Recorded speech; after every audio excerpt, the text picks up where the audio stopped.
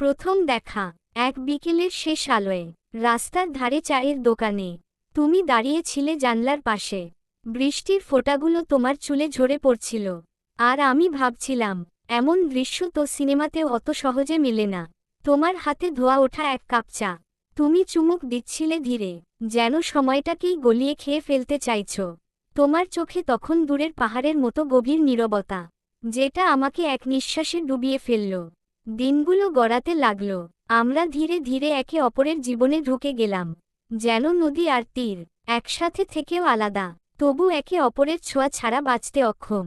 আমাদের বিকেলগুলো কেটে যেত শহরের গলিপথে, চায়ের কাপ, পুরনো বইয়ের দোকান, আর অচেনা গান গাওয়া রাস্তায় হাঁটতে হাঁটতে। তুমি বলেছিলে, প্রেম মানে তো আসলে একসাথে হারিয়ে যাওয়া।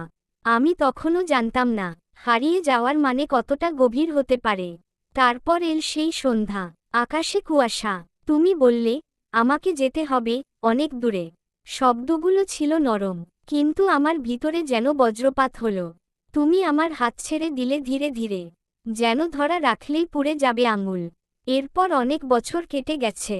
তুমি নেই, কিন্তু এই শহরের প্রতিটি গলিতে, প্রতিটি বৃষ্টি ভেজা জানালায়, প্রতিটি চায়ের কাপে তুমি আছো। আজও রাতে বাতাসে হালকা বৃষ্টির গন্ধ উঠলে আমি সেই চায়ের দোকানে ফিরে যাই।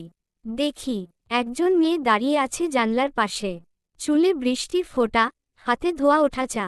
আর আমি বুঝে যাই, প্রেম কখনো শেষ হয় না, শুধু আকার বদলায়। আর রয়ে যায় তোমার ছায়ার শহর।